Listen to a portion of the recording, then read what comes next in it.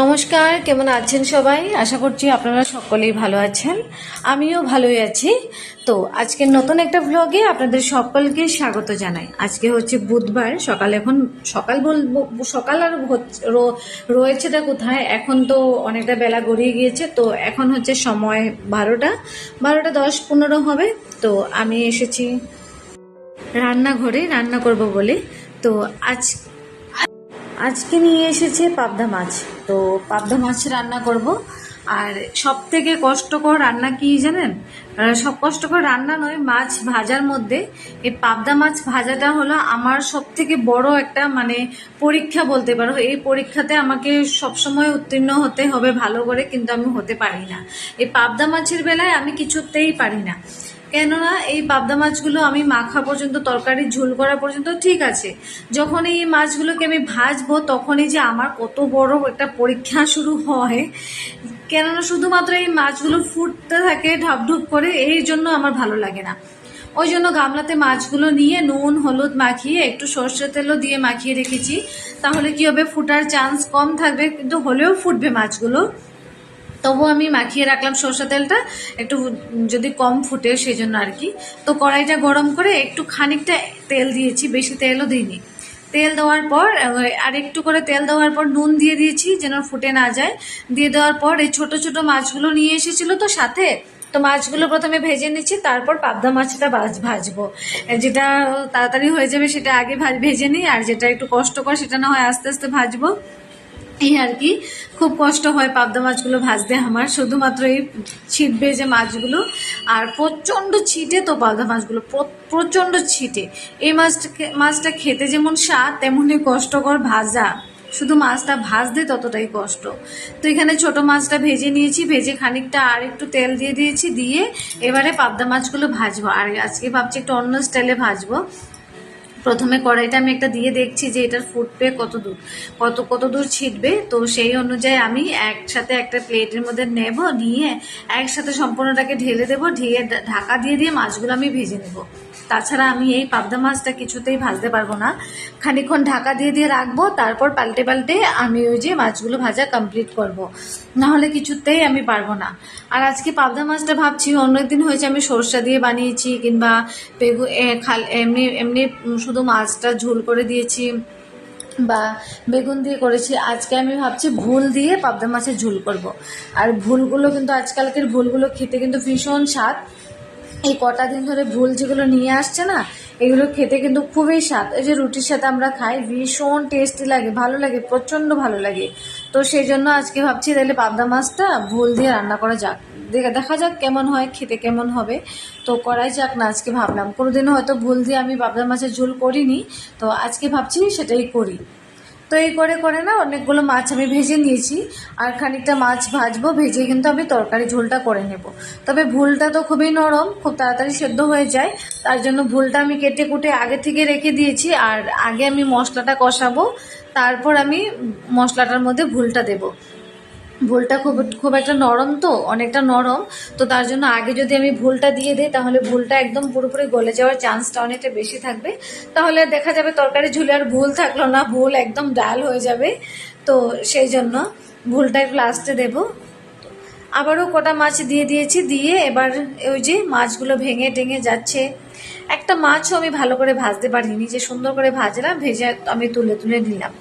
একটাও আমি সুন্দর করে ভাজতে পারিনি। তো ওই যে প্রথমে দেওয়াটা তো সুন্দর করে দিয়ে দিই কড়াইতে, যখনই পাল্টাতে হয় তখনই একদম মাছগুলো ভেঙে চিড়ে যায়। খুবই খারাপ লাগে আমার, খুবই কষ্ট লাগে যে এত সুন্দর সুন্দর টাটকা টাটকা মাছগুলো নিয়ে আসে, আর যখন এই রান্নাটা করি তখন এই যে এইভাবে ভাঙা টাঙা খাবারে পাতে দিতে কেমন লাগে, একটুও ভালো লাগে না। খুব ইচ্ছে করে সুন্দর করে টাটকা টাটকা মাছগুলো সুন্দর করে ঝোল করে দেবো, থালাতে সুন্দর করে সাজিয়ে দেব। যখন এই মাছগুলো ভেঙে চুরে যায় না, যখন খাবারে পাতে দেওয়ার পালা আসে, তখন এতটা খারাপ লাগে, ভাঙাচোরা মাছগুলো পাতে তুলে দিতে ভীষণ খারাপ লাগে, খুব কষ্ট লাগে। যারা নিয়ে এসে কিনে তাদেরও কষ্ট হয়, যারা বানাবে তাদেরও কষ্ট, যারা যে দেবে তারও কিন্তু সেম কষ্টটা। তো কিছু করার নেই, আমার ক্ষেত্রে সেটাই ঘটবে। আমি সবসময় ভেবেই রেখেছি যে পাবদা মাছ ভাজলে আমার ক্ষেত্রে এটাই ঘটবে। তো তারপরে কড়াইতে আর একটু তেল দিয়ে দিলাম, সরষা তেলে দিয়েছি, দিয়ে একটু কালো জিরে ফোড়ন দিয়ে দিয়েছি, দিয়ে না একটা গামলার মধ্যে জল নিয়ে সেখানে শুধু আমি দিয়ে দিয়েছিলাম ওই জিরের গুঁড়ো ধনে গুঁড়োটা দিয়ে একটু জল দিয়ে সুন্দর করে মিক্স করে নিয়েছিলাম। আর যেহেতু আমি তাড়াতাড়ি করে কড়াইয়ের মধ্যে তেল দিয়ে দিয়েছি, তো তাই হলুদ আর তারপর নুন একসাথে আমি ওই জলটার মধ্যে আমি গুলে নিতে পারছিলাম না, আমার সময় ছিল না, ভাবছিলাম এই তো বোধহয় পড়ে যাবে, এই তো বোধহয় পড়ে যাবে, আগে দিয়ে দেই জিরের গুঁড়ো ধনে গুঁড়োটা, তারপর না হয় হলুদ গুঁড়ো লবণটা দিয়ে দেবো আস্তে আস্তে। তো ওই যে হলুদ গুঁড়ো লবণ গুঁড়ো দিয়ে দিলাম, লবণ গুঁড়ো বলে সরি, হলুদ গুঁড়ো লবণ দিয়ে দিলাম, দিয়ে দেওয়ার পর আর টমেটো একটা পেস্ট করে আজকে দিলাম, আর টমেটো পেস্ট করে তার সাথে সাথে একটা কাঁচা লঙ্কা 3-4টে মতো টমেটোর সাথে পেস্ট করে নিয়েছি, আর সেটাই পরে দিয়ে দিয়েছি। দিয়ে অনেকক্ষণ মশলাটাকে আমি কষিয়েছি, মশলার থেকে হালকা তেল ছাড়া ভাব হয়ে এসেছে, তারপর দিয়ে দিলাম ভুলটা। ওই যে বললাম ভুলটা আগে দেবো না, তাহলে ভুলটা গলে যাওয়ার চান্সেস অনেক বেশি থাকে, খুব কেননা ভুলটা তো অনেকটা নরম, তো সেই জন্য আর কি।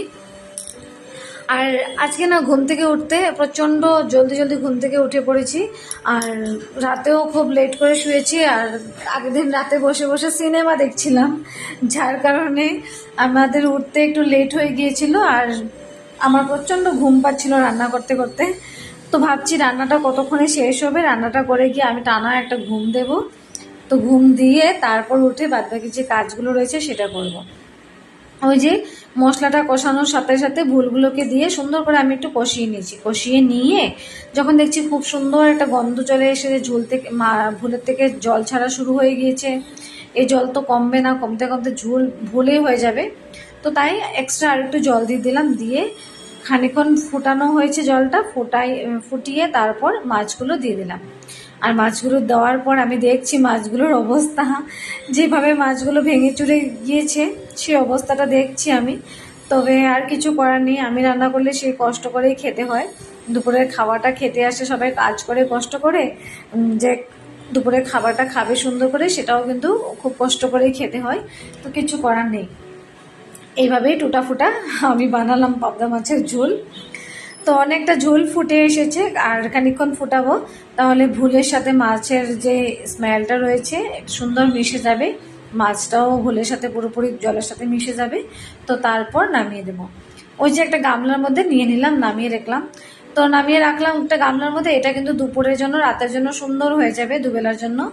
আর রান্নাবান্না শেষে বিকেলে আমি একটু ঘুমিয়েছিলাম, ঘুম থেকে উঠে দেখি কি পরিমাণে বৃষ্টি এসেছে, ঘরের দরজা বন্ধ করে দিলে তো আর ভেতর থেকে কিছু শোনা যায় না যে বৃষ্টি পড়ছে। আমি বাইরে বেরিয়েছি, বেরিয়ে দেখি কি পরিমাণে বৃষ্টি পড়ছে, কটা দিন ছিল প্রচণ্ড গরম, তো এখনও গরমটা রয়েছে, গরমের তাপমাত্রা একটুও কমে নেই, কিন্তু এই যে রৌদ্রটা নেই, বৃষ্টিটা পড়েছে, তার জন্য একটু ভালো লাগছে। দুটো তিনটে দিন ধরে এই প্রচণ্ড গরমের মধ্যে কিভাবে যে দিনগুলো কাটে সেটা বলার মতো নেই। তো আজকে যখন একটু বৃষ্টি এসেছে, তাও সারাদিন ধরে নয়, শুধু বিকেলের দিকটাতে বৃষ্টি এসেছে, বেশ ভালো লাগছিল মনটা, আর চারপাশটাও দেখে খুব ভালো লাগছিল, কি শান্ত পরিবেশ হয়ে গিয়েছে। বৃষ্টি দিলেই না শান্ত পরিবেশ হয়ে যায়, এরকম মনে হয়, চারপাশটা অন্ধকার থাকে, খুব একটা আলো তো থাকে না, তো খুব শান্তশিষ্ট পরিবেশ মনে হয়, আর টুক টুক করে জল পড়ছে। তো এরই মধ্যে আমি এদেরকে দুজনের জন্য চা বানিয়ে আনলাম, দাদুর জন্য আমার বরের জন্য দুজনের জন্য চা বানিয়ে আনলাম। এবার চাটা খাবে, খেয়ে ওরা আবার কাজে যাবে, তো দাদু আর আমার বর কাজে যাবে, তো বললো চাটা দিয়ে দাও, চা খেয়ে আমি চলে যাই।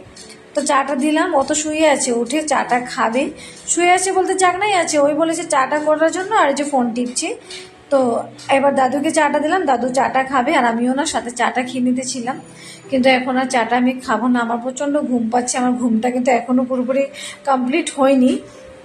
দাদুদেরকে চাটা দিয়ে তারপরে আমি সুন্দর করে টানা আর একটা ঘুম দেব। তো ওই যে ওদেরকে সবাইকে চাটা দিলাম, আর কারিগর যুগালি তাদেরকে চাটা দিলাম, তারা চাটা খেলো, এবার বরকে দাদুকে দুজনকে চা দিলাম, ওরা দুজনেই খেলো। তো খেয়ে ওরা তো চলে গিয়েছে কাজে, আর সময় এখন ওই 7টা মতো বাজে। আমি নিজের জন্য 1 কাপ চা করে নিলাম, যে এখন আমি বসে বসে একটু চা খাই, ঘুমটাও পুরোপুরি হয়ে এসেছে, চা খাই। তো দিদাও এসেছিলো, দিদাকেও 1 কাপ চা দিলাম, আমি নিজের জন্য 1 কাপ চা নিয়ে এসে বসলাম, চা খেয়ে এবার আড্ডা দেবো। তো এই তো সবাইকে চা দিলাম, চাটা দিয়ে আমি আর তখন আর চা খাইনি, তখন সময় ছিল ওই 5:30 মতো, সব সময় 5টার সময় চা দিয়ে থাকি, তো তখন আর আমি চা খাইনি। আর চা না খেয়ে আমি মানে কি হয়েছে, আমার খাবার দাবার খেয়ে না আজকে আমি একটু রেস্ট করতে পারিনি, একটু ঘুমোতে পারিনি। তো সেই মুহূর্তটা আমি ঘুমিয়েছিলাম। তো এবার তো সময় হয়েছে চা দেওয়ার, তো উঠে এসে সবাইকে চা দিলাম। চাটা দিয়ে আমি আবার একটু শুয়ে পড়লাম। শুয়ে পড়ে উঠলাম, উঠে দেখতে পাচ্ছি মুখ চোখ কিন্তু এখন আমি ক্লিন করিনি, এমনি রয়েছি। আমার চোখ মুখ দেখে বোঝাই যাচ্ছে যে আমি ঘুম থেকে উঠেছি। আর উঠে আমি এখন এক কাপ চা বানালাম, সাথে দিদাও এসেছিল, দিদাকে এক কাপ চা দিলাম। দিদা বসে বসে চা খাচ্ছে, একটু টিভি দেখছে। আর আমি চাটা নিয়ে ডাইনিং রুমে বসলাম, আর দিদা আমার রুমে বসে বসে চা খাচ্ছে, টিভি দেখছে। তো ভাবলাম আমি একটু তোমাদের সাথে গল্প করবো, তাই আমি একটু খালি জায়গাতে চলে যাই, ডাইনিং রুমে চলে যাই। ডাইনিং রুমে গিয়ে বসে সুন্দর করে চা খেতে খেতে তোমাদের সাথে একটু গল্প করে নিতে পারবো। আর ওখানে তো টিভি দেখছে দিদা, তাই আমি দিদাকে আর ডিস্টার্ব করলাম না। সিরিয়াল দেখছে যখন দেখে নেই, আমি এখানে বসে চা খেতে খেতে একটু গল্প করে নিই, তারপর না হয় আমি যাবো, না হয় ওখানে। তো বেশি কিছু না, চায়ের সাথে আজকে সন্ধ্যেবেলা শুধু এক কাপ চা নিলাম, আর সাথে দুটো বিস্কিট নিলাম, রাস্কের বিস্কিট নিলাম দুটো, ব্যাস হয়ে যাবে। তো বিকেলবেলা এমনি তো সবসময় চা খাই, আর কটা দিন ধরে চা সেভাবে খেতেও পারছি না, খাইও না।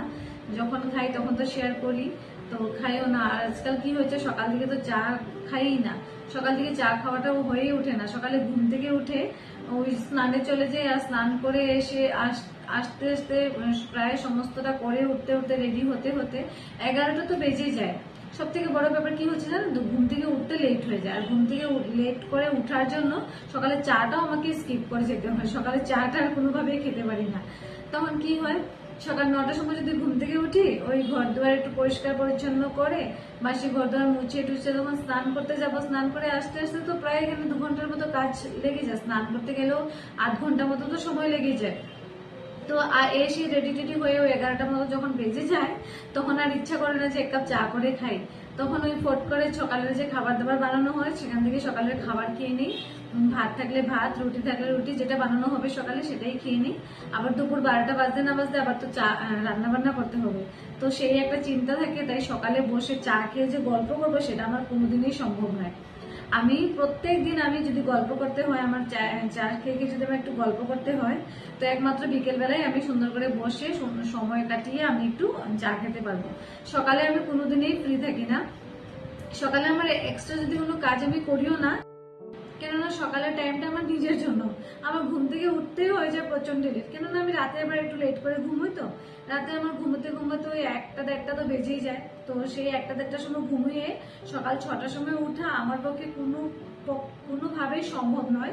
তাই আমি 9টার সময় ঘুম থেকে উঠি, আর উঠেই আমি ডাইরেক্ট সকালে উঠি, ঘরটাকে ঝাড় দিই, বিছানাটা ঠিকঠাক করি, একটু টুকটাকি বাসনপত্র যেগুলো আছে ধোয়াধুয়ি করে আমি শুয়ে চলে যাই স্নান করতে। স্নান থেকে এসে তারপর খাবার দাবার খেয়ে রান্না বান্না করে সবাইকে খাইয়ে দাইয়ে বিকেলবেলা চাটা করে এই সময়টা আমি পুরোপুরি ফাঁকা। 7টা মতো আমি ফাঁকা থাকবো, তারপরে আবার রাতের জন্য চা করা, আর রাত থেকে আবার একটু সময় আমাকে দিতে হবে রান্নাঘরে। তো সন্ধ্যা থেকে রাত পর্যন্ত আমাকে করে যেতে হবে, তার জন্য সকালটুকু আমার ফাঁকা থাকে, রাতটুকু আমি অনেকটা বিজি থাকি। কথা বলতে বলতে আমার চা ঠান্ডা হয়ে যাচ্ছে, তাহলে চলুন চাটা আমি খাই। আর আজকে বিকালে ওই যে কোনোদিনও বিকেলে সেভাবে চা খাওয়া হয়ে ওঠে না, আজকে খাচ্ছি, তোমাদের সাথে একটু সময় পার করতেও পারছি। তাহলে চলুন আজকের ভিডিওটা আমার চায়ের সাথেই সমাপ্ত করি। দেখা হচ্ছে পরের একটা ব্লগে। সকলেই সুস্থ থাকবেন, ভালো থাকবেন।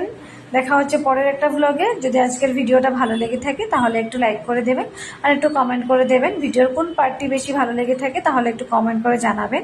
সবাই ভালো থাকবেন, সুস্থ থাকবেন। নিয়ে আসবো খুব তাড়াতাড়ি সুন্দর একটা মিষ্টি মধুর ব্লগ, আবারও খুব তাড়াতাড়ি চলে আসবো। তাহলে চলুন আজকের মতো এখানেই সমাপ্ত করি।